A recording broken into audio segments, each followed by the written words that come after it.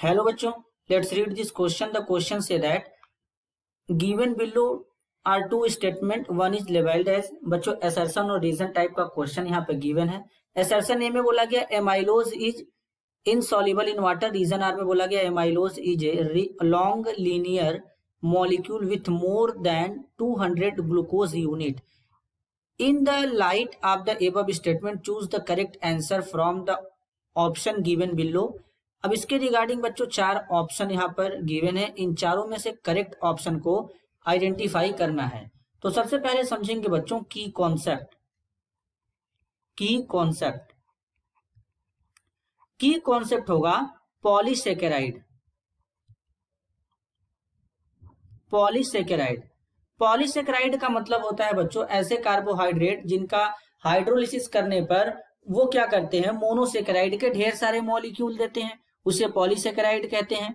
अब इस पॉलीसेकेराइड में बच्चों हम लोग स्टार्च के बारे में समझेंगे. स्टार्च एक ऐसा पॉलीसेकेराइड होता है जो पोटैटो और राइस में प्रेजेंट होता है बच्चों.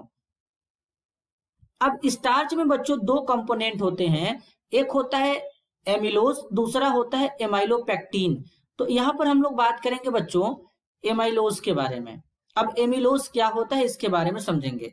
बेसिकली एमिलोज एक ऐसा कंपोनेंट होता है स्टार्च का बच्चों जो वाटर सॉल्युबल होता है.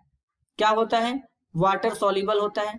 अब एमिलोज के अंदर अगर बात करेंगे तो एमिलोज जो होता है स्टार्च का लगभग 15 से 20% जो पार्ट होता है यही बनाता है एमिलोज बच्चों. अब एमिलोज में क्या होता है कि बेसिकली यहां पर जो अल्फा डी ग्लूकोज प्रेजेंट होता है, अब जो अल्फा डी ग्लूकोज प्रेजेंट होता है बच्चों एमिलोज में कुछ इस तरीके से. अब यहां पर अल्फा डी ग्लूकोज प्रेजेंट होता है इस तरीके से बच्चों, इमेज में देख सकते हैं. यहां पर इस तरीके से अल्फा डी ग्लूकोज जो है आपस में पॉलीमराइज है. इसी तरीके से ढेर सारे यूनिट आपस में पॉलीमराइज हो सकते हैं.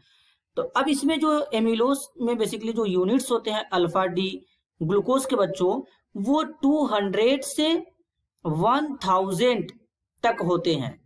तो बेसिकली अगर हम इसके लिए करेक्ट स्टेटमेंट को देखें तो असर्शन ए में बोला गया है amylose is insoluble in water.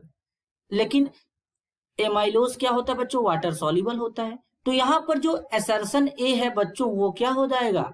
गलत हो जाएगा. रीजन है amylose is a long linear molecule with more than 200 glucose unit. तो रीजन आर बच्चों करेक्ट है.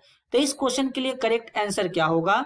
करेक्ट आंसर होगा A is not correct but R is correct. तो करेक्ट आंसर हो जाएगा ऑप्शन डी.